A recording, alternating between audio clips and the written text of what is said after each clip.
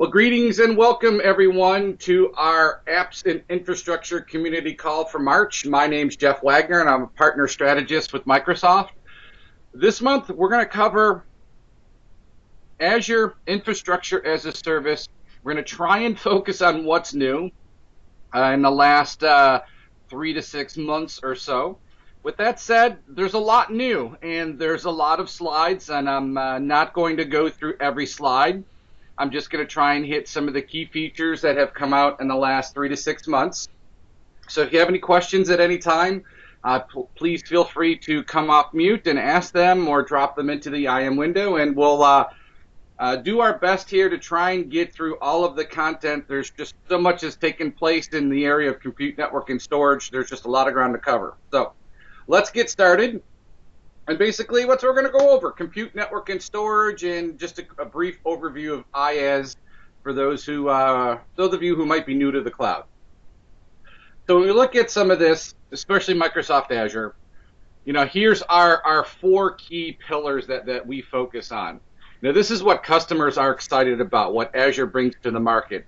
The productivity, the hybrid capability, the intelligent capabilities that it has around machine learning, AI, and a few other things that we're going to cover, as well as the trust and compliance that we have. I think last time I checked, we had 71 certifications. I know all of you are checking that as well, keeping tabs on all that. But this is what customers are excited about. This is what brings them to Azure. So you probably have seen this slide deck before, or this slide before, about the difference between, traditional on-prem versus IaaS, platform as a service, and software as a service. The more on the left-hand side of this, the more the customer has to own and manage. The more on the right-hand side, the less the customer has to manage. And some examples that I like to share with everyone about what this might look like. Think of Office 365. That's a great example of software as a service. Just more or less start using it, get engaged with it. Versus if you took an IaaS approach to email, that'd be setting up an Exchange server and all that complexities. But with that said, infrastructure as a service is where we see most apps start in the cloud. They get lifted and shifted from on-prem into IaaS, and then a journey starts there for modernization. So, let's take a look at that. And I'm sorry, was there a question on the line, or let me just mute?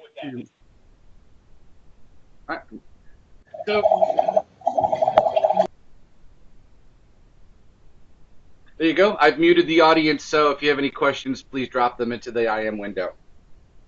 So if you will look at the journey to the cloud, once again, everything started on-prem. That's where we've been. Then we do lift and shift, where we, migrate to the cloud. We're basically rehosting it.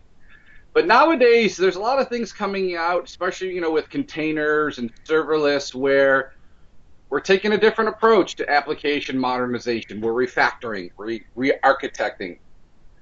So just wanted to, make sure you're aware of some of the things that we're seeing, and a lot of customers telling us it's this combination of solution and services. I can just do lift and shift, but hey, I can also take advantage of this application modernization approach to get my estate off the ground and into the cloud. Now, with all this said, all this talk about platform as a service and serverless and containers, does that mean the end of infrastructure as a service? Well, actually, Gartner is saying just the opposite. There was a report that came out just about a year ago that has shown that IaaS is still a really strong part of the momentum we're seeing in the cloud. So by 2020, you're seeing infrastructure as a service approaching the $80 billion mark in the industry. So the question comes out, hey, with serverless and containers, is IaaS going away? And the answer is no. They're complementary. That space is going to grow as well. But with that said, still lots of market opportunity out there.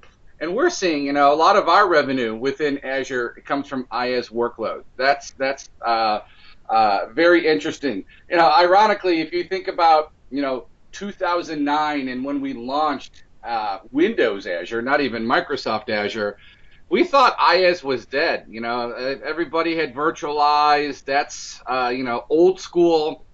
PaaS is going to be the future, and I'm glad we started with that approach and then sort of circled back and then added IaaS to our capabilities. But we initially thought IaaS wasn't going to be there. It was going to be commoditized. But hey, wouldn't be the first time that we're wrong about something, especially when it comes to the internet and things like that. So let's keep on going here. All right. So with IaaS, we're in a really good spot with Azure. I'd love to show you the Gartner article when it comes to all the Magic Quadrants, but we're really not allowed to share that broadly due to licensing restrictions.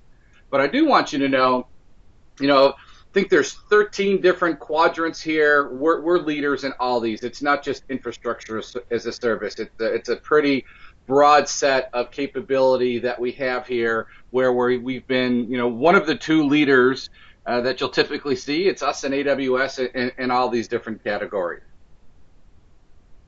So moving along here, let's get into some of the specifics. Let's talk about, challenges of getting into infrastructure as a service. First of all, let's be honest, apps, they've got a lot of baggage. They've been around for a while. A lot of different things connect to our apps. That makes migration hard. It makes it, very complex. Let's be honest. It's not as easy as some tend it to be. With that said, security and management, that is a big thing nowadays. How do you manage security? There's this perception that, hey, I can't hug my server anymore, so I don't have as much control. So perception is I have less control. And in reality, when you start peeling the onion, there's a lot in Azure that gives you much more visibility and capability into the estate that you have, much better and, frankly, much easier than what you ever saw doing on the ground. Now, last but not least, monitoring and managing, great. Now that I'm in the cloud, how do I know it was worth it? How do I make sure my spend doesn't go crazy? How do I, make sure that developer doesn't write a for next script to go create 1,000 VMs because they can? That's a very important thing to make sure we talk about as part of this, managing and migrating to the cloud. So when it comes to that, what's the value prop here? What are we really looking at? It's really infrastructure. That's for all workloads. We can make this very secure, very, very well managed, and very cost effective. Where we've had gaps in the past, we've been able to fill them quickly by acquisition, bringing new capabilities to the market very quickly. It's no longer the day where we have to wait for a service pack for major capability to hit the market. These new capabilities can hit the market in a very short amount of time, sometimes days to weeks, compared to months to years in the old service pack time frame. So, some other things we need to know. Azure has a pretty impressive footprint out there. From an infrastructure perspective, we're now up to 42 regions, and if my math is right, we just announced a few others in the Middle East. If someone's got the updated information on that, feel free to share it. There's now 100 ExpressRoute partners. I remember 3 years ago there were 5. You could count them on one hand. Now there's over 100. Edge sites, that just keeps on growing. It's just incredible how many we keep on adding and adding and adding. It's almost hard to keep track of that number as it continues to grow here. But with all that said, look, it's not just about Microsoft workloads anymore. Microsoft has really, changed over the years to be. I remember we were let's defend the Windows paradise type of company, and anything other than Microsoft was evil. Nowadays, it's a pretty interesting place to be at. Look at all the different, non-Microsoft workloads that we have listed there. Red Hat, Cray, even VMware. I'm sure you've heard about our announcement months ago about, we'll work with you to migrate your VMware workloads over to Azure. And if they don't come over right, we'll host VMware for you, and you can put your your VMware workloads running on a VMware server sitting inside of our data center. That's a very different place at Microsoft. Look at SAP. That's our fastest growing workload. Those are monster size VM. But still, open source software, that's still the #1 stood up in terms of net new VMs in Azure. It's just continued to be the lead there for quite a long period of time. And what else? We're seeing lots of customers. It comes up all the time where they're just shutting down their data centers. It's no longer cost effective to have your own data center in what you're seeing with the scale and economics of the cloud. And there's very few things that we're seeing nowadays. They're still out there that's blocking a customer from vacating their data center. There's still an AS400 or two out there. There's a few older systems like that. But, the addition of VMware, especially Cray, those last few things that needed to stay on the ground are going away. And that's going to continue to change over time. Now, moving forward, one of our big value adds is our hybrid approach. Our competition really has no hybrid capability. They may talk about some architecture, but in all reality, we are the only cloud provider out there with a true hybrid solution. And that's just not Azure Stack. We've had a hybrid capability since day one. We designed Azure 8 years ago with hybrid in mind. It wasn't a bolt-on, it wasn't an add-on, it wasn't an acquisition. Azure Stack really, brings that, full circle, where if you're not familiar with Azure Stack, Azure Stack is, Azure Fabric running on the ground. And we're seeing huge growth there. The use cases are just incredible. Lots of interest there. And here's some of that we're talking about. Edge scenarios are really popular. Situations where there's limited or infrequent connectivity, like oil rigs.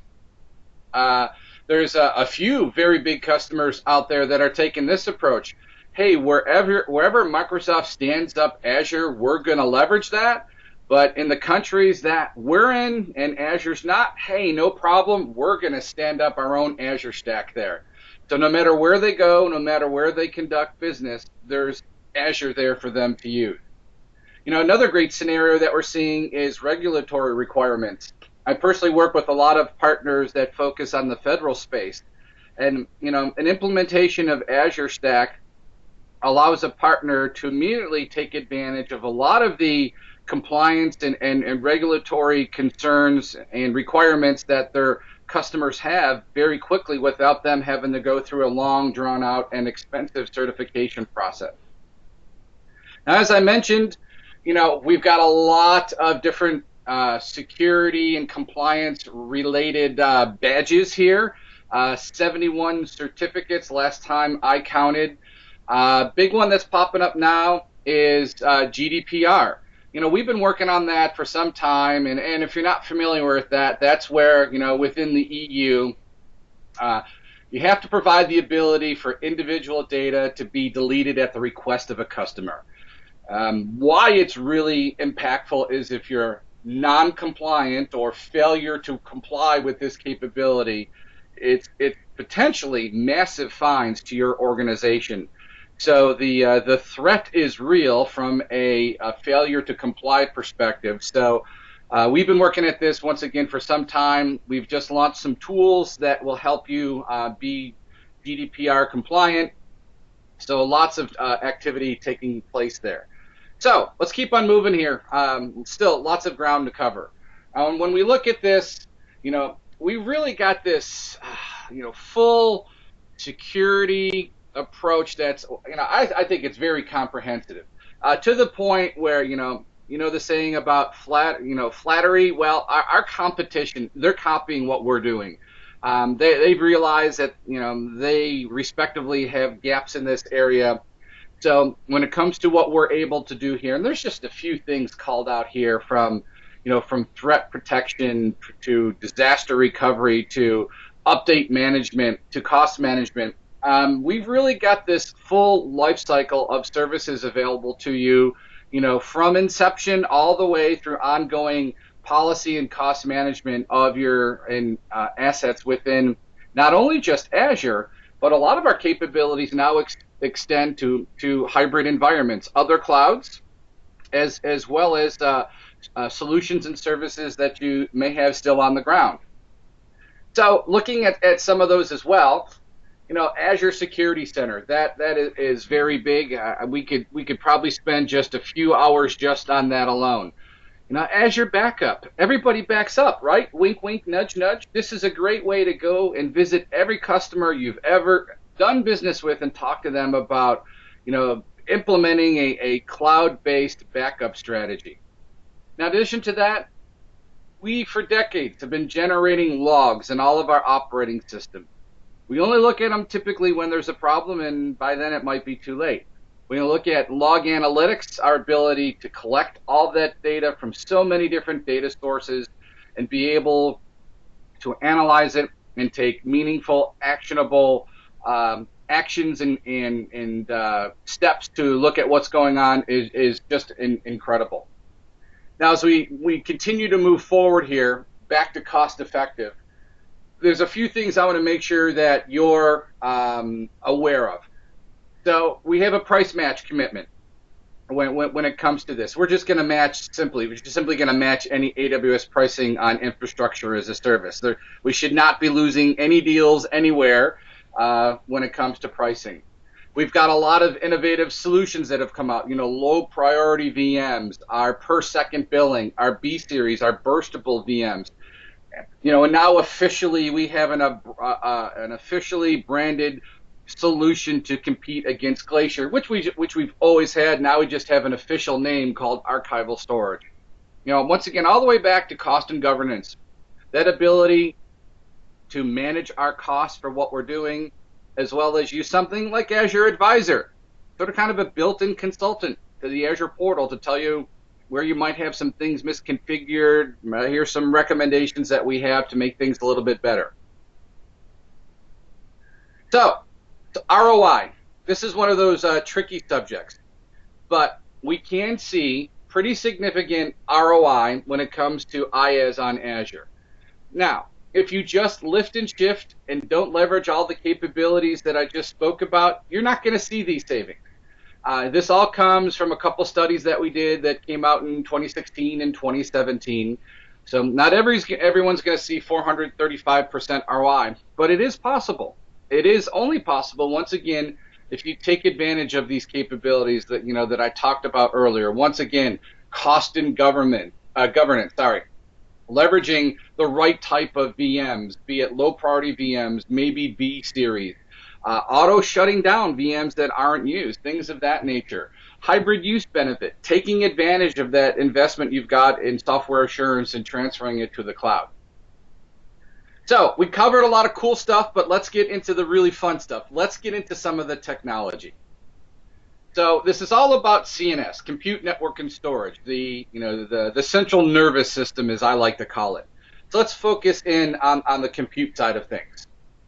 So we've got a lot of different types of computing options available to you.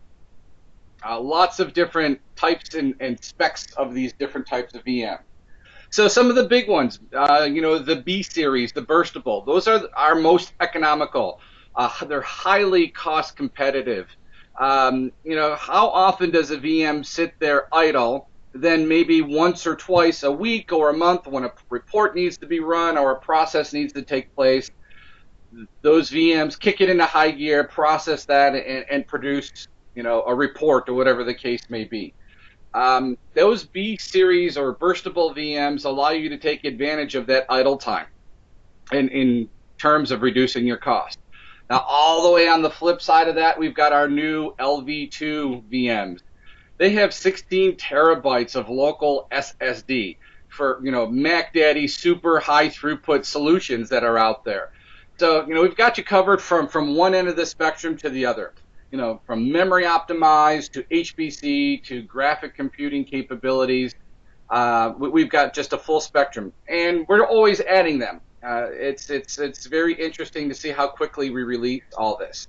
Now, great, we've got some cool VMs. Well, that's great, but how do we keep them running? Well, a few things I want to call out here. I've really got four different columns here, or solutions or approaches I want to talk about. First of all, we're the only one out there, industry only, single instance SLA if you put a single VM on premium storage. Nobody else has that. We're actually surprised that our competitors haven't matched that yet, but it's been some time that we've been offering this, and our competitors just don't have that capability. Now, that's all cool, but one thing I want to call out when we start looking at this, this is a layered or structured approach. So the VM SLA, that's great, don't get me wrong, but that only protects the VM. We go one step further, talking about availability set.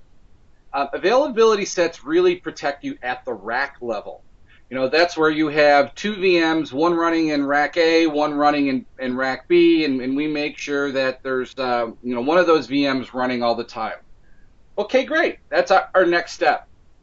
Let's take that one step forward with availability zones that are in preview now and about to go GA shortly. This protects you at the building level. So you're going to have VMs that run in different buildings versus different racks. So once again, different approach. VM, individual availability, then we layer on availability sets, then we can do availability zones, then we take that one step further when it comes to regions. Region pairs are where we protect you at the region level. That's where Godzilla eats the West Coast, and we need to fail over to the East Coast, or pick any one of your favorite childhood mega monsters that like to do that kind of thing. So there's other things that are happening in this space as well. We're more tracking reboots nowadays as a more accurate measure of uptime versus tracking nines. Our goal is to increase our SLA from the 4 nines you see today in availability zones. We're looking at pushing that even further in the not too distant future into the 5.9 space. So hold tight for that. Another big investment area when it comes to VMs is our start time. Look for a lot of improvements coming. A real simple taste of that is if you've ever fired up our Cloud Shell, that's really firing up a container. You'll get an idea of how quickly that comes about. That's a really good indicator of what to expect coming out in the next 6 months. Now, I mentioned it earlier, but Linux, open source, Red Hat, 40% of all the VMs on Azure today are running Linux. Most of our marketplace solutions are Linux-based. We've got a ton of strategic partnerships out there. Let's not forget this big part of the market. It's not just about Windows anymore. And I like to call this to everyone's attention, especially in the partner space, because if I had to list the number one gap that we have in terms of partner capacity and capability, it's partners who have moved away from just focusing on Windows, who have stood up and are embracing doing very similar solutions just now in the open source environment. It's very interesting. There's a lot of similar technology. If you are a management guy or gal on the Windows side, you knew about SCCM. Well, there's very similar products on the open source side that frankly are equally as complex and can drive lots of Azure consumed revenue and lots of consulting dollars for the consulting organization. It's just now on the other side of the aisle, for lack of a better phrase.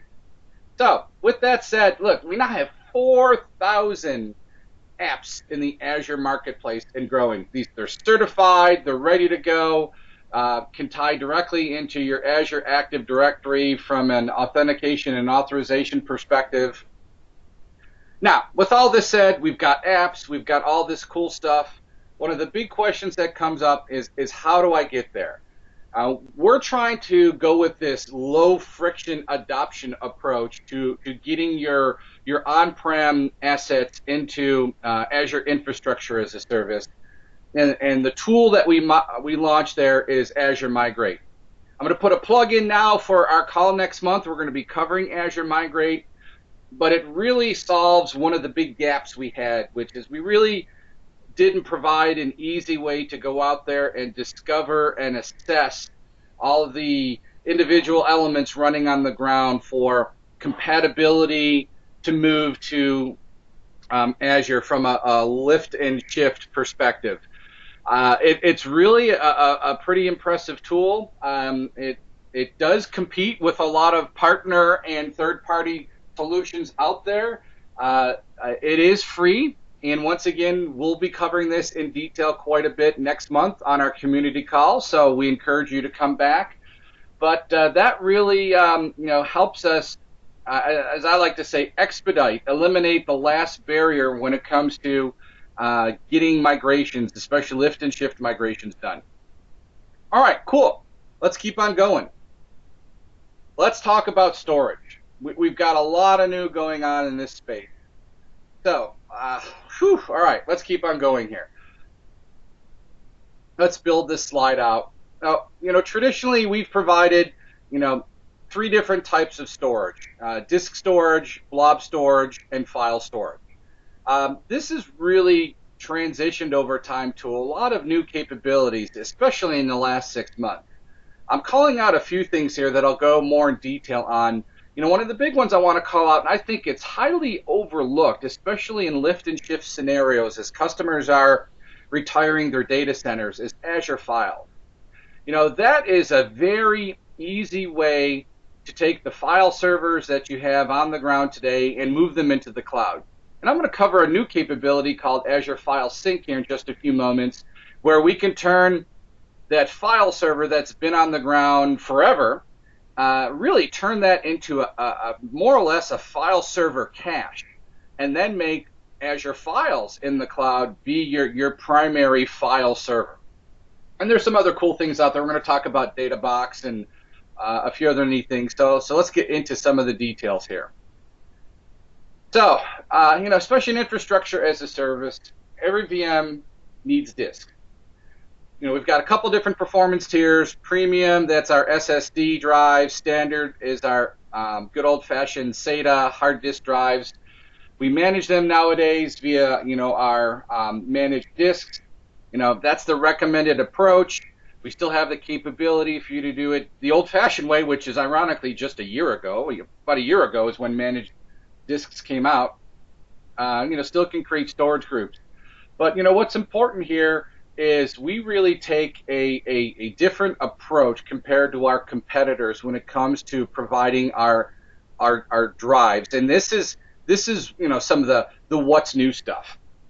Well, we've announced several times that we have an industry-leading 0 annual failure rate. Why is that? We've talked about this a lot. Even with LRS storage, every disk I/O write is written to 3 different disks on 3 different racks before the I/O completion acknowledges back. So really losing a disk is not a big deal to us. Your data is at least in 2 other places in 2 separate racks on 2 separate drives. Now certainly we're not going to let that sit there for any length of time, but losing a drive is once again not a big deal, which means you really don't have to strive for redundancy anymore. That's not needed in the cloud. Maybe for performance or capacity, but not redundancy. When you look at some of these other capabilities, like sub 1 millisecond latency for our read cached operations, and look at some of the IOPS that we're coming out with, we've got the capability to address a lot of the use cases that are out there in the market. But if we look at some of the recent announcements and some of the things that are coming on the roadmap, one of the big ones I want to call out is our max disk size. Right now, it's limited to 4 terabytes. On the roadmap, more or less as quickly as they can be manufactured and we can get them into our data centers, we're going to be providing 8, 16, and 32 terabyte drive. It's literally we're limited or gated by the manufacturers here. We have the space, we have the power, we have the servers, we just don't have the drives yet to plug in. That's going to mean great increases in IOPS. Today, our SLA gives you 500 IOPS per drive. We're going to be bumping that up to 2,000 in the not too distant future here, especially when it comes to looking at what we can do around premium managed disks. Look at those IOPS there. We're going to go from 7,500 IOPS today in our SLA up to 40,000 based upon some of the new drives and technology that's coming out. And this is all on our roadmap. This is all stuff we've publicly announced. In addition to that, we're just greatly increasing bandwidth, either with our standard managed disks or especially in our premium managed disks. Now that we've got all these disks, that's great. Let's go a little bit deeper into what I talked about earlier, Azure Files. I really think this is overlooked, but this simply is an SMB 2130 file share in the cloud that you can access from anywhere. It's really just bound by port 445. You can map a drive from your computer at home using a PowerShell script and have access to lots of storage in the cloud. Just remember, this is a service. It's not a server. It's not a file server. It's a file service. And remember that SMB, it's state driven. So, look, we've got a lot of customers out there that have, exabytes of storage, on-prem. It's very costly, requires a lot of overhead to keep running. That can now be transitioned into, what we're doing in the cloud, not only with Azure Files, but more importantly, Azure File Sync. I've been working with this quite a bit, and it's very impressive, the solution here. Gives you multi-site access. You can get access directly to the cloud. It's got built-in backup. It does great disaster recovery. So let me walk through this here. I've got a slide here that builds out a bunch of scenarios. So, what do we do today? The scenario that we have today, great. We've got a branch office in New York. It's going to have its own file server. Pretty straightforward. Here's all the files that are on it. That's great. What happened? Well, what if we were able to take that model and move all those files that are sitting on that file server up into Azure, and then really just use that branch office server once again as a cache? And basically the way this works is we move everything up to Azure, we make a copy, and then we can basically have pointers to the data sitting in Azure. But more importantly, because it's a cache, those frequently accessed files are going to stay local on-prem and eventually sync up to Azure. That's a really big improvement compared to just moving everything into the cloud and then having to worry about how fast our network link is. Now, that's great. All right, let's take a look at the next scenario here. So we've got that branch office server sitting, in New York. Cool. We were able to move files up. Everything's cached, and that's cool. We talked about this a little bit already. Now, what if we wanted to have that same information available, say, in Seattle? Well, we just have that file server sitting in Seattle once again act as a cache, but primarily point to the file share sitting in the U.S. In this case, the Eastern U.S. So quickly we're able to provide that capability to users on the other side of the country. Better yet, let's go one step forward. Let's make this capability available to our colleagues in Europe. We can then sync the file share itself within Azure to another Azure region. Take that one step further. Hey, let's stand up a branch office in Paris. This way, we've got consistency, across the globe with all of the files that we choose to have within Azure Files using Azure File Sync. But what happens if things go down in Paris? Well, we provide automatic failover. If the file share that's been replicated to Western Europe goes down for whatever reason, those branch office users in Paris automatically get connected, over the Azure backbone, which is pretty robust, the file share sitting in the Eastern U.S. So to the end user, they don't even see any of this. This all happens behind the scenes. So SMB users, all that stuff happens really straightforward. Ooh, notice I put something there, NFS. I'll be talking about NFS capabilities that are in preview right now. Remember, a lot of our workloads that are being stood up in Azure today are Linux. Linux uses NFS. If you want to do SMB, you got to add something like Samba to your Linux distribution. But now SMB, NFS, it really doesn't make a difference. And once again, to the end users, this doesn't mean anything. They just see their work folders from whatever type of device. It all happens behind the scenes for them. Now, with all this stuff sitting in Azure, great. We can now take either IaaS-based solutions or platform as a service-based solutions and point them to this rich data source now sitting in the cloud that it can take advantage of. And of course, I mentioned earlier, backup capabilities are built right in. You can back this up to a backup vault just to meet any regulatory or compliant requirements that you may have. So, some of the things on the roadmap here. We've already talked about file sync. It's actually in preview now. That's probably going to go GA relatively soon. A big one that's been asked for is AD integration with ACL. So one of the big complaints we always got was, great, I stand up an Azure file, a share in Azure file. Well, it doesn't support NTFS permissions. I've got to create shared access signatures and shared access policies, and that's work.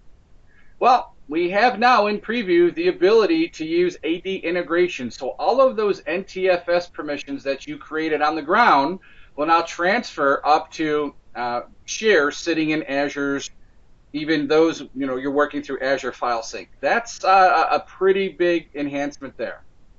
One of the other pieces of feedback we got is, wow, our file share limitation today is only 5 terabytes. That's pretty small. We now have 100 terabyte file shares in preview today. That's going to GA within the next month or so, hopefully by the Ignite timeframe. Some other things, greater scale, more throughput. What I really want to focus on is NFS support. Now, this is actually available now. It's in preview. You've probably seen the news reports about this, but basically, we're going to be implementing a whole bunch of NetApp filers inside of our Azure data centers to provide that enterprise class availability and durability for NFS. So if you have customers that need this, it's once again on preview right now. Very, very rich, very robust capabilities. Very similar to what you see with SMB type of file shares. Now just focused in on NFS. All right, got a lot more ground to cover. Got to keep on going here. So quick slide here on costs. Really simple. Hey, I just want you to know our archive tier is 50% cheaper than Glacier. Yes, I'll say that again. Our archive tier is 50% cheaper than Glacier. We charge less to store, and we charge less to get that data out of our archive tier. Our hot and cool tiers are 25% cheaper than the closest competition. So I'll leave this slide here for you to reference. It's a great thing to keep in mind as you move forward. Something else our competition is not doing as well. There's really 2 ways available for you to do tiering of your storage. What's available today is you to write your apps and using a specific parameter with the REST API, tell your app to store it directly in hot tier or archive. The challenge is our competition, if you want to do this, you've got to move the data yourself or use a different API set for the hot tier, the cool tier, or the archive tier, just to use our vernacular. Now, what's really cool is we're coming out with automated lifecycle management. This is going to be policy-based that will basically, if I haven't touched this data in the hot tier in 30 days, move it to the cool, and after 90 days, move it to the archive tier. So we're basically going to automate what you can already do today via APIs. So keep an eye on that. It's in the works right now as we speak. Some other things around storage. Look, we've always had these 3 standard capabilities, LRS, GRS, RAGRS. Remember, LRS, 3 copies inside of a data center. It's our most used storage. what we're coming out with now is ZRS v2. ZRS has been around, but it seems to be forgotten about. But now, instead of 3 different copies on 3 different drives on 3 different racks, this is going to be 3 different copies on 3 different drives in 3 different buildings. So this is actually available now in preview, and it's going to be GAing in the very near future. So it's just another level of storage durability that we're offering. And if you haven't seen this yet, sign up for the portal. It'll light up in your subscription, and you'll be able to take advantage of that. All right, let's keep on going here. Another big one, moving data to Azure. There's been lots of different ways to do this in the past. I'm not going to cover all of this right now. What I do want to cover is something that comes up all the time from a competitive situation is, hey, Microsoft, what's your answer to Snowball? So in terms of what's new with IaaS, here are our relatively new device transport options. We call them either the data box or the Azure Edge. So the disk import we've always had. The disk rental it's available now in preview. And what that's designed for is instead of you having to buy a bunch of drives and then ship them to us and we import them and then ship them back and then you figure out what to do with those drives, you can rent them from us. Data box, it's currently in preview. I actually have a customer using this now. It's a great way. Plug that device in. It appears on your network, and you can copy up to 100 terabyte to it, ship it up to Azure, and we do a bulk import. The next biggest size of that is our 1 petabyte version. Once again, it's sort of right now limited to the drives that we can physically get and plug into the device. And then later this year, we're going to have Azure Edge. It's really going to be a 1U factor of the solution. So if you really need any of this capability, like the data box, it is available. I'll warn you that it's very popular, and there's about an 8-week lead time right now. We just can't make them fast enough, but we do have these solutions available to you. All right, I'm going to move to networking here in the interest of time. So few things I want to call out in terms of what's new. Look, we've been building our global WAN for 25 years. As we built out things like Xbox and Hotmail and Bing and things of the past. The blue lines here, that's fiber that's either metro-based, terrestrial, or subsea. We've got a lot of fiber out there, and wherever we go. So we announced the new regions that we're going to go to with Azure. We're really just not dragging Azure there. We're dragging everything. That's Xbox, Bing, Azure, Office 365, everything to that new region that we're standing up. So it's not just Azure when we do this. Now, some of the things that are what's new, I want to give you some visibility into, how our networks are set up. One of the cool things that we're doing now is when we design our networks to go into some of these new regions, our networks are planned out for the network potential 10 years from now. So 10 years from now, what's going to be the networking need that we must provide in this data center? And that's what we plan out for. And every one of our data centers has at least 2 paths to what we call the regional network. And if you look at those 2 paths and you were able to bond them together, those 2 paths bonded together can give up to 1.6 petabytes per second of network traffic. How do we do this? Look, we buy our own optics. We buy our own hardware. We buy our own fiber. It's all us. We have one of the world's largest fiber optic networks.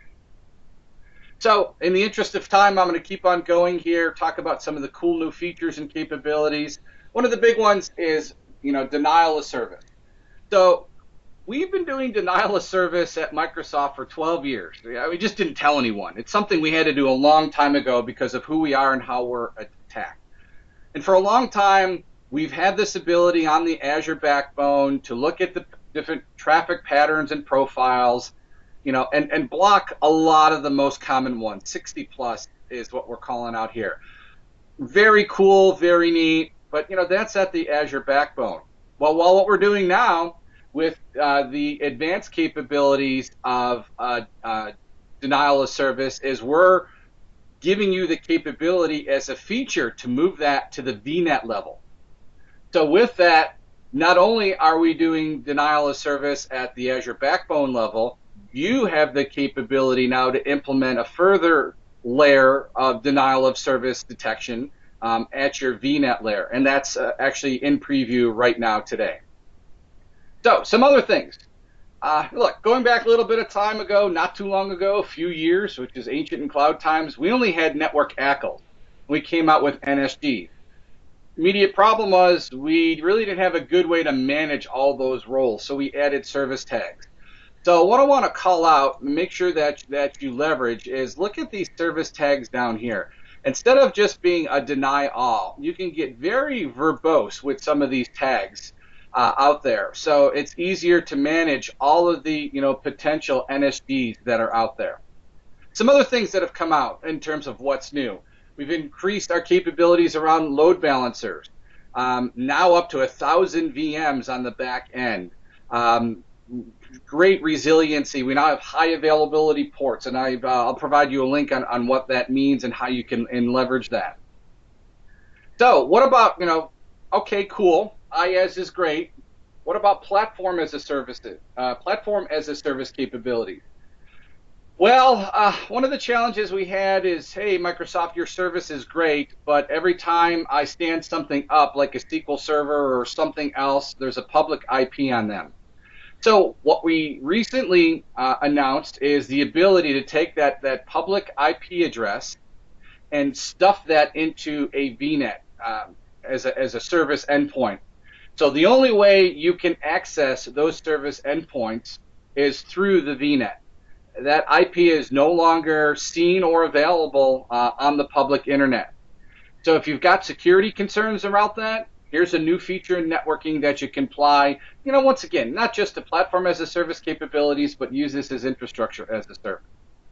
Another big one that has come about recently is global VNet peering. You can directly peer VNets even across different regions. Very easy to configure.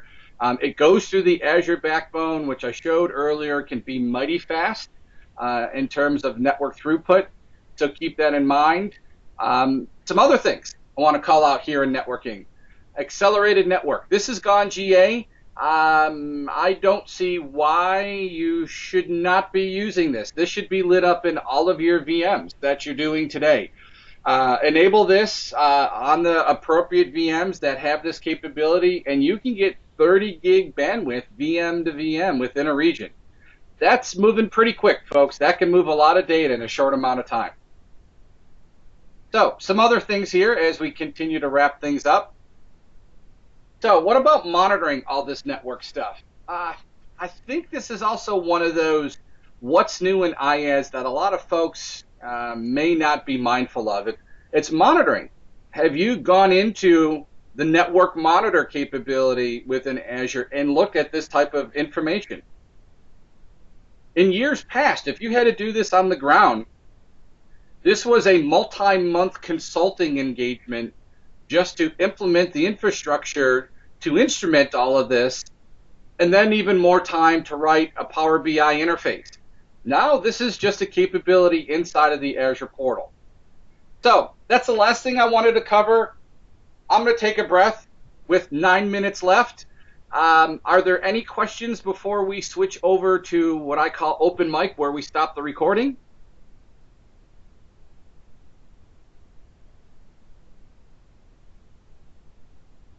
All right.